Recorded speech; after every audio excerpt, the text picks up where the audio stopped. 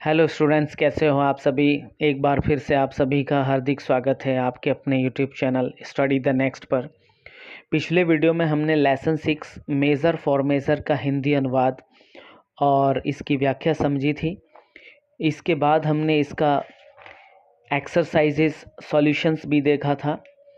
आज के वीडियो में हम इसी पाठ के पैसेज बी नंबर का क्वेश्चन है 55 पेज पर। इस पैसेज का हिंदी अनुवाद और इसके क्वेश्चन आंसर्स देखेंगे और बचा हुआ ग्रामर कंटेंट देखेंगे। तो चलिए प्रारंभ करते हैं इस वीडियो को। A passage about green revolution. Green revolution का अर्थ होता है हरित क्रांति। तो ये जो पैसेज है ये हरित क्रांति के बारे में दिया गया है। Dr. M.S. Swaminathan is known as the father of Green Revolution in India.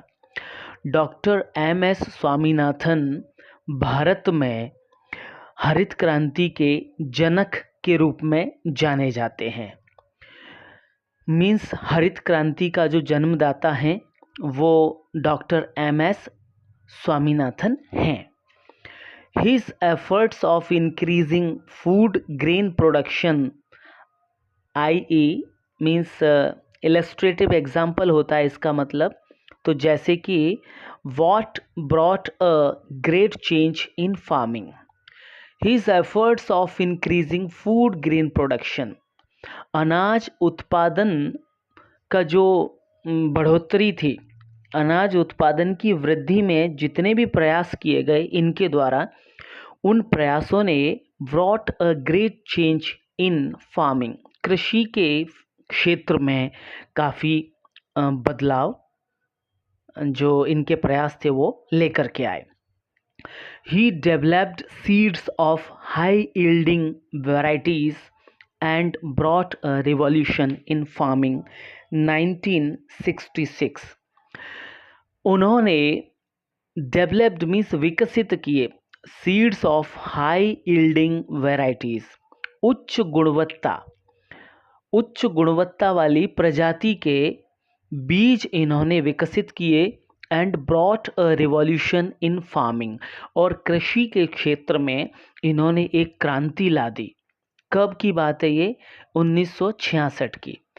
This is known as the green revolution, और यह जो क्रांति थी इसको ग्रीन रिवॉल्यूशन के नाम से जाना जाता है। ड्यू टू दिस, इस क्रांति के द्वारा, our country is now self sufficient in food grain production, specially cereals, wheat, rice and maize.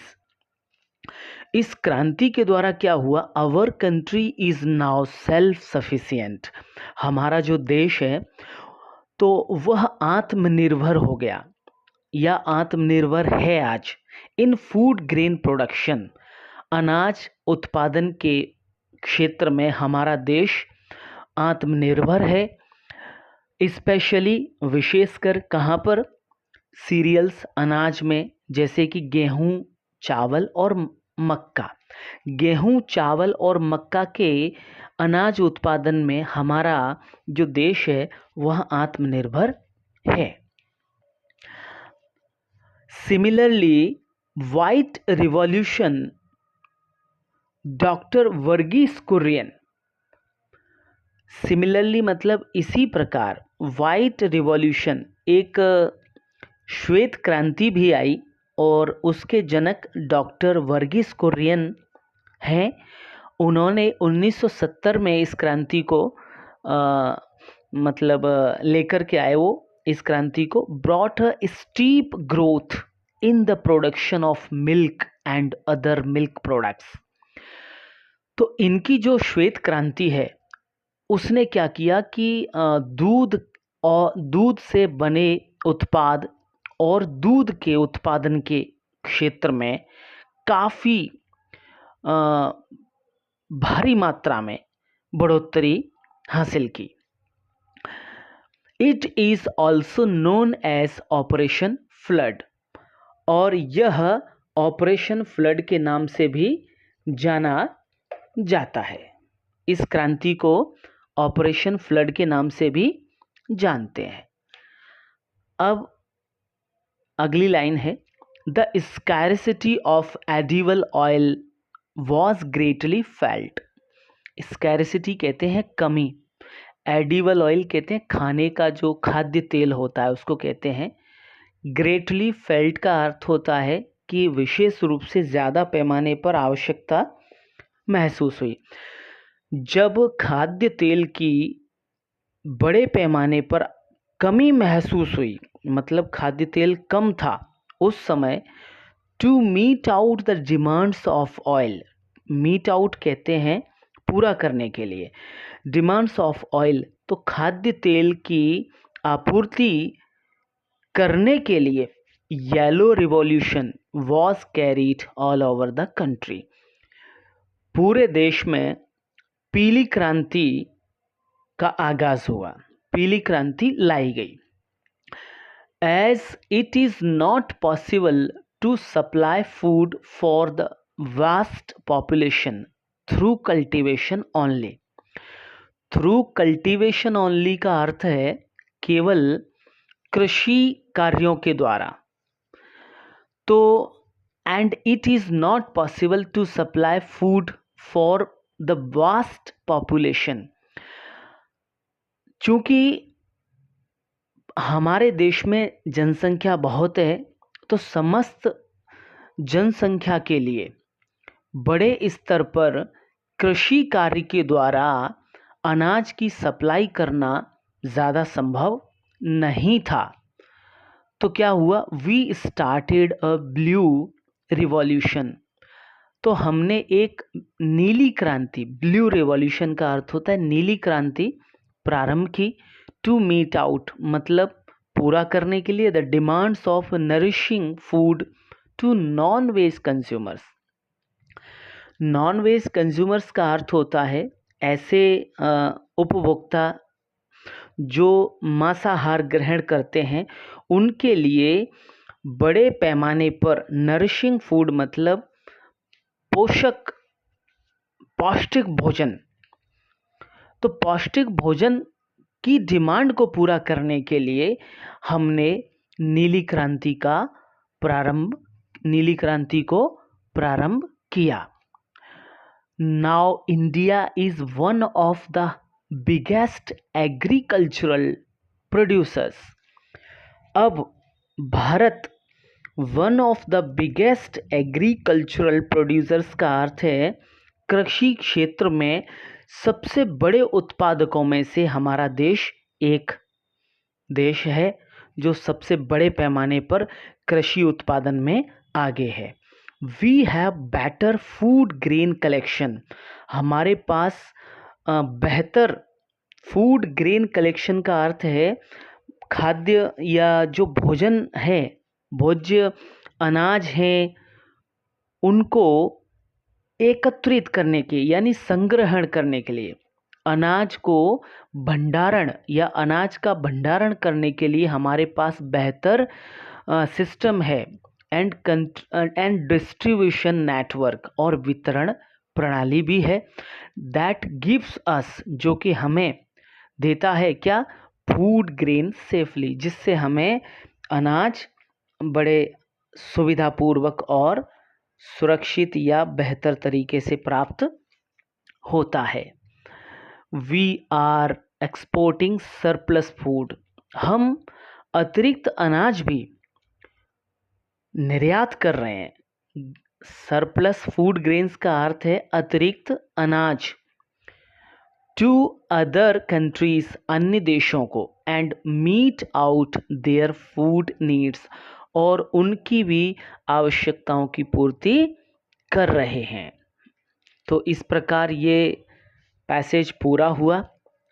इस पैसेज के अंतर्गत बहुत सारी क्रांति के बारे में बताया है। तो अब क्वेश्चंस को देखते हैं। Question number 1, who is the father of the green revolution of India.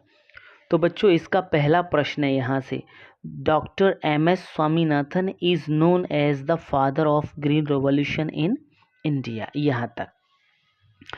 दूसरा क्वेश्चन है, how did doctor Swaminathan bring the revolution. बच्चों, हमने इन सभी प्रश्नों को एक कॉपी में लिख रखा है, तो आप इसमें से डायरेक्ट भी देख सकते हैं। चलिए इनको आप यहाँ से देख लें।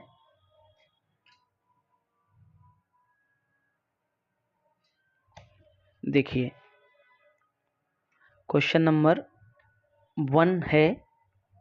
1 नंबर क्वेश्चन में क्या है?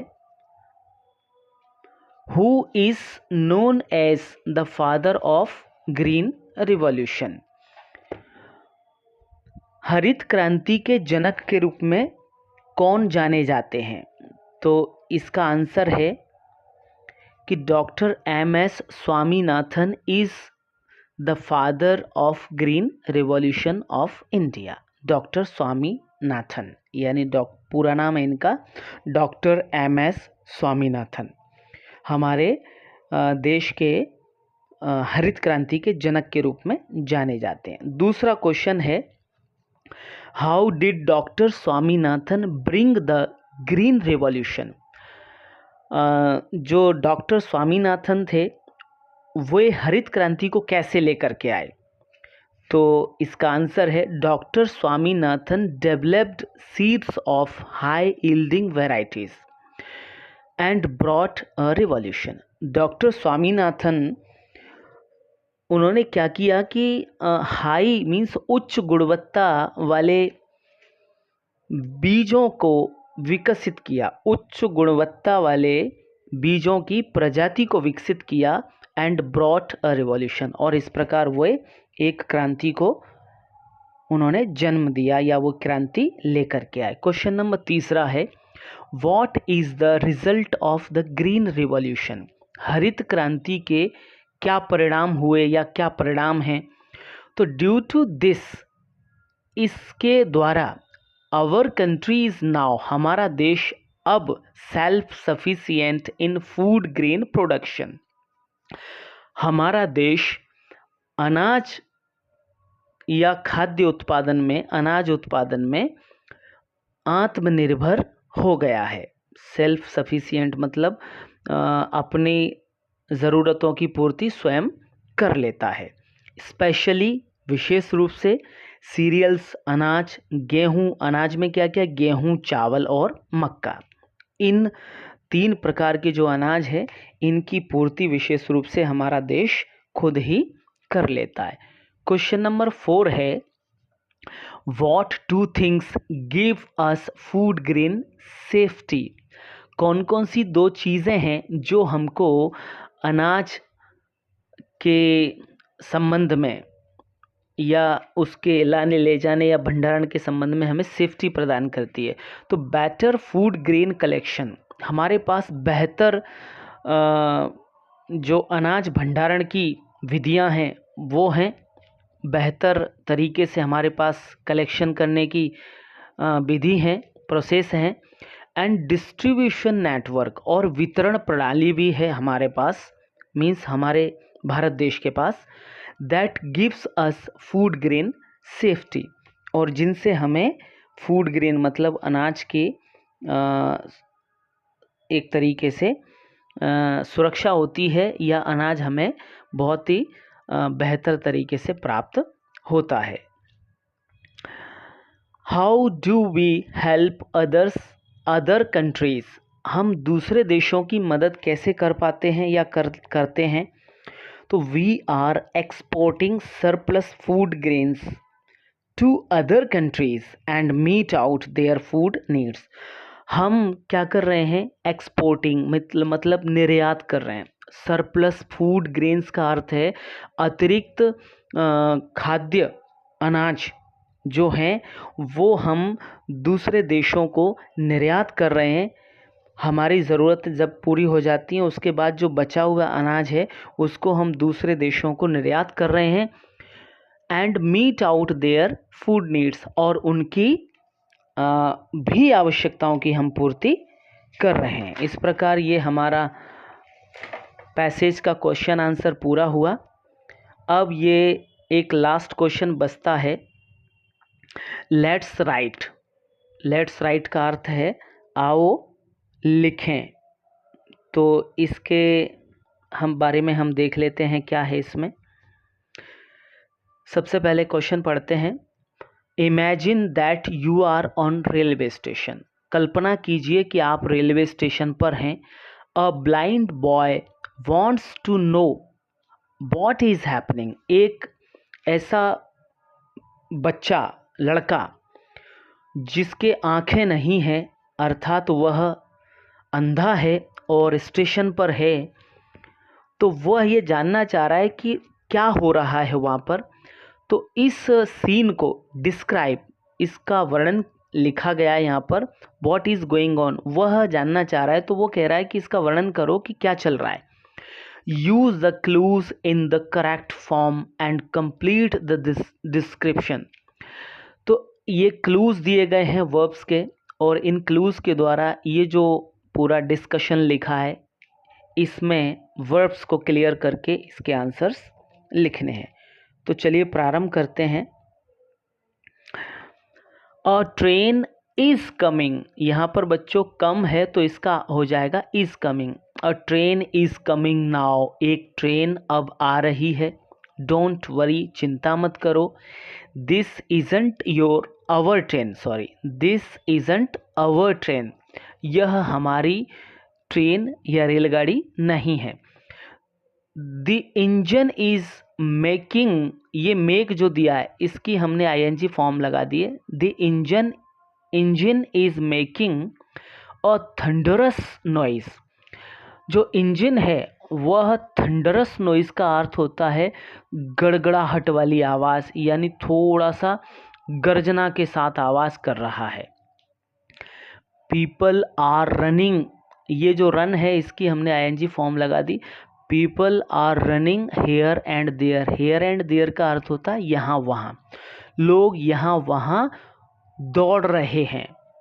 The driver is peeping out. जो ड्राइवर है वो पीप आउट कहते हैं, बाहर की ओर झांकना।